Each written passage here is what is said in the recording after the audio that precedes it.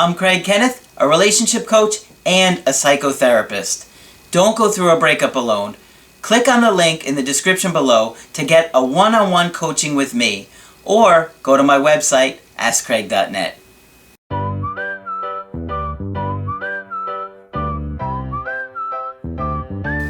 Hi there, I'm Coach Kenneth, and in this video I'm going to be talking to you about why the no contact rule is so difficult. So I get a lot of questions about the no contact rule, and I thought I would do a video to explain why it's so hard for us to stick to it and to follow through with it. While every single breakup is different because we're dealing with two unique individuals with their own set of experiences, beliefs, ideas, relationships, histories, and the interesting thing is that the pain that we feel during a breakup is universal. And some of us have more difficulty with breakups than others, and a lot of that has to do with our own history and attachment to our caregivers growing up, and whether or not we had a secure attachment or we had attachment trauma. And so the feelings that we're having in the breakup and the symptoms that we're having have a lot to do with our early childhood life. And I know a lot of people don't really understand that, but once you start to see things and see the patterns, it's just incredibly eye-opening and just so insightful. So, one of the things that I want to talk about is I know what it's like to be in your shoes, because that's what prompted me to learn this stuff. I've been in those shoes. I've been absolutely devastated and heartbroken. And for me, my breakups were probably worse than a lot of you guys out there, because I had a lot of anxiety and attachment trauma from my early childhood. And I didn't understand that at the time. And I didn't get it. But, fortunately for me, I started going to a really good therapist who helped me understand more and more how relationships work. And it's so critical for you guys to talk about what's going on. That's how we heal, is by talking about things. So don't keep things bottled up. I know that you're going to be tempted to talk with your friends and your family about everything, and you're probably driving them crazy. I did that. I definitely drove everybody nuts, talking and listening and absorbing every little bit of information to try and come up with how to handle it.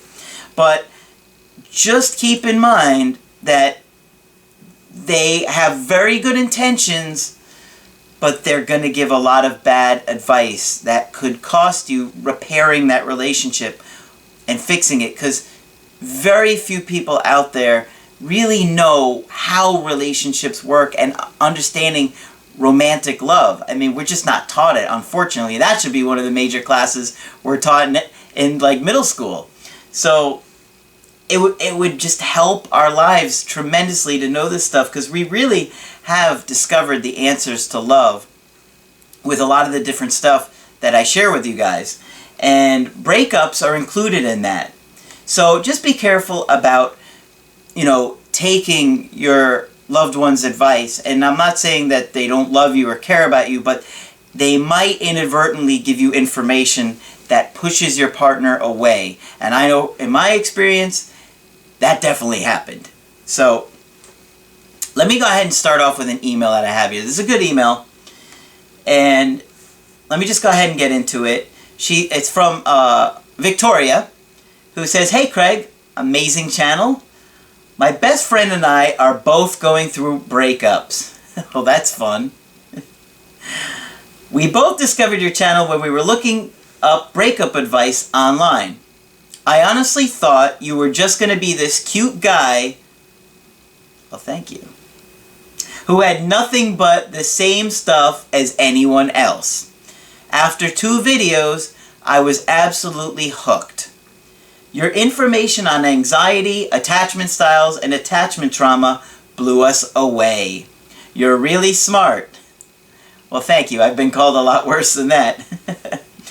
"Would it be bad to admit I'm kind of crushing on you? LOL. I'm looking forward to our Skype coaching." All right. Oh, there's a little more. She says, anyway, I was hoping you could do a video to talk about why no contact is so incredibly hard. My friend has not been able to do it with her ex, and he keeps treating her cold and indifferent. I just started it about 8 days ago, and I feel like I'm dying inside. Every day feels like an eternity. I can't stop thinking about them. I know exactly what you're going through, and I empathize because it really does feel like every moment is just this painful eternity where all you could think about is reuniting with your ex. I know exactly what that's like. It's really hard. And I didn't handle them that well. And that's why I really became passionate about learning this stuff. And, you know, I remember when my ex broke up with me, I mean, I was just devastated. I mean, this one was years ago, and all I could think about was her and missing her, her family, her daughter, who I was extremely attached to. And, you know, I was devastated. And I was just consumed with these preoccupied, intrusive thoughts that I couldn't stop thinking about her. That's all I could think about was replay the relationship. I was bargaining in my mind over and over again. If I had done this, if I had said that, if we had done this, we would still be together. And you just can't stop thinking about that person. And I've been in there. And I remember after our breakup, she contacted me after about 3 days. And just when she called me, I just wanted to just like explode inside. I was just like so like overwhelmed by emotions and feelings and anxiety, and I just wanted to tell her how much I cared about her. And I kind of was like, I miss you so much, I want us to work this out, do you want to work it out? And of course none of that worked. But you know, you got to be careful about vomiting your feelings all over this person. And, you know, I'm going to talk about this for a minute because it's so important that you understand that all of this is that separation anxiety. And we literally feel like we're dying inside. Like somebody, I know that the worst feeling for me was just feel like somebody ripped into my chest and pulled my heart out, and I was just literally just dying. That's what I felt like. I don't know about you guys, but that's what it felt. I felt like I had a giant hole in my chest. And, you know, it's funny because a lot of people say they feel like they're like having withdrawals from like a drug, like you're a drug addict, and it's kind of true. And the interesting thing is that your brain activity, or you know, when they hook us up to machines and such, it shows that our brain shows activity in the same areas and regions that are linked with addiction. So I've done a lot of thinking about this stuff, and I really believe that a breakup is like a survival instinct. And it's like your brain forces you to obsess on finding your loved ones to help you survive and to help you keep your genes to survive. Because if you think about it, if you lose your mate, it decreases the chances of you having offspring. So I think there's like this survival instinct that's going on really deep in there. And other things are going on. Your brain deprives you of oxytocin and dopamine, and then it starts to release stress hormones, cortisol, which is what suppresses appetite, memory, and immune system. I don't know about you guys, but when I'm going through a breakup, my memory is just horrendous, and I just feel like I am like in this complete fog. That's the best way I could describe it. It's just, I can't focus, I can't think, I'm just in this fog, and it's just like this endless fog. So you have to understand our body is also going through these chemical reactions. So, think about it. You have these chemicals being released, and then it starts to trigger our mind and our thoughts and our emotions, and we begin to feel all these waves of separation anxiety, right? It kind of feels like a wave of energy or something going through your body. And the reason that it's so hard to do no contact is because as human beings, we're wired to connect with other people. And our relationship with our caregivers is our primary way of staying safe. So the bonding and the connecting with the loved ones makes you feel safe. So we have this wired into us, and this is like from our birth. And that's why, you know, when infants scream and cry, their parents come take care of them because they're wired to connect. And, you know, as an infant, you know that if they don't come, you're going to die. We're afraid of death. So that's why it really feels like death, because it would mean death if we lose our caregivers from our early childhood. It's like an implicit memory that we can't verbalize because we don't have the verbal skills at that age to remember it like that. But it's like an implicit memory that happens early on that, you know, especially if you have attachment traumas where your caregivers maybe let you cry to sleep. Because we thought back then that letting a baby cry out was the healthy thing to do. No, now we realize that's like the worst thing you could do. You want to hold your child, your baby, as often as possible in those first 2 to 3 years. You cannot spoil an infant. You cannot spoil somebody in those first 2-3 years' life with love and affection and attention. It's just not how we work. The more you hold them and give them that love and affection, the healthier and the more secure they become, and the more safe they feel with the world. And then they begin to explore more and more into their, you know, as they get older, and they're actually healthier.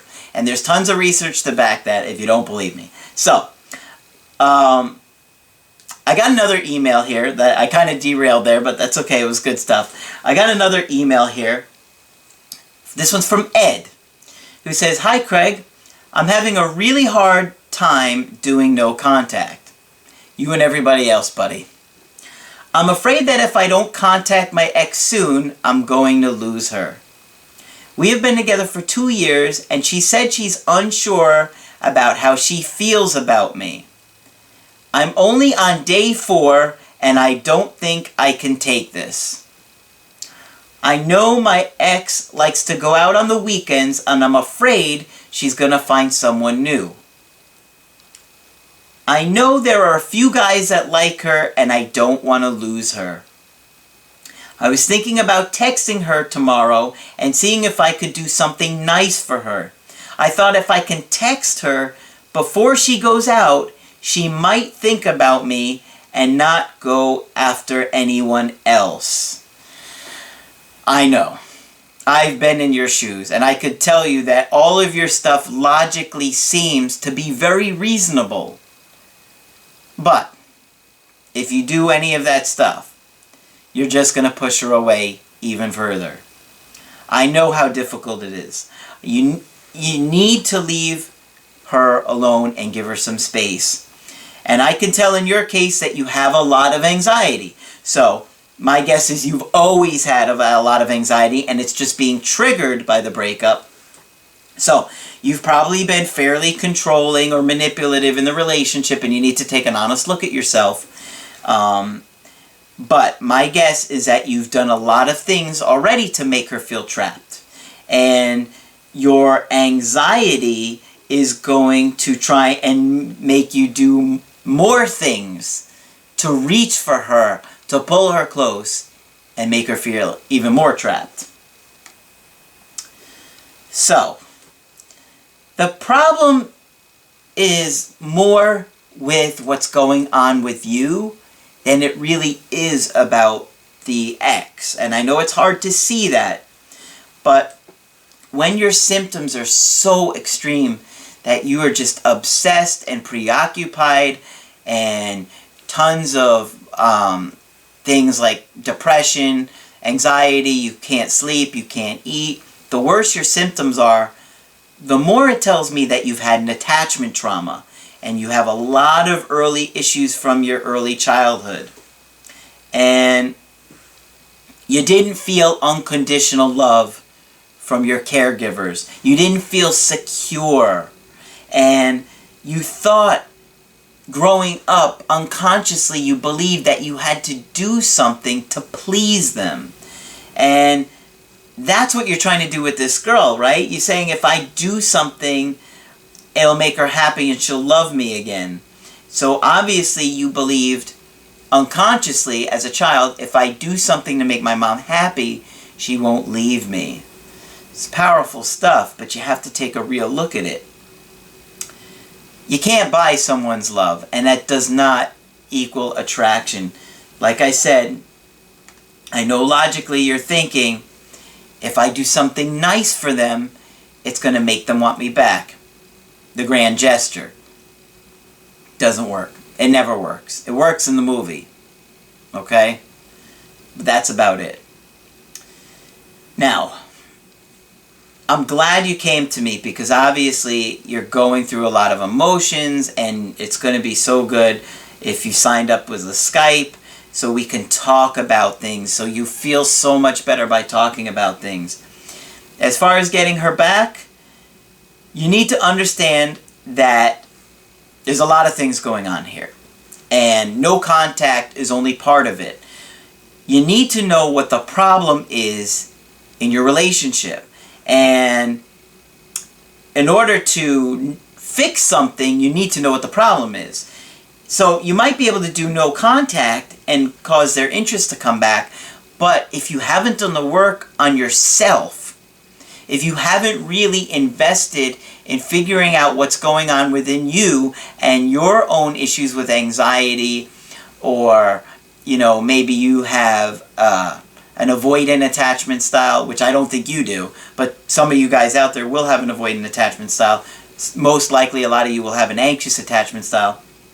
You have to really do the work to look at your early childhood wounds. And I talk about that in a lot of my videos on attachment style, attachment traumas. And obviously when you tell me one-on-one, I can really look at all the different factors. We can talk about your situation, your breakup, your relationship, and figure out a personal plan for you that's going to increase your chances of re-attracting your ex. Because there's a lot of things you could do to turn them off. And for many of you guys, you may only get one other real chance at working it out. So you need to know what went wrong so you can fix it. And that's why I'm here, guys. That's what I'm so passionate about. I love chatting with you guys. I love Skyping with you guys. I love, you know, doing the coachings with you and helping you out. And you're going to see that when you work with me, because I'm always looking for things to better my coaching and to helping you guys out. And that's why I put everything out there for free. But obviously, every situation is different. Every breakup is different. And I look at all those factors when we work together. So, if you want to get my help personally, just go to my website, AskCraig.net, and sign up for the coaching option that works best for you. If you liked the video and you thought it was informative, just put a like on there so I know, and that way I can do more videos about them in the future. Make sure you subscribe to the channel because I do post videos Monday through Friday. But that's it for this video. I'm Coach Craig Kenneth, and I will talk with you soon.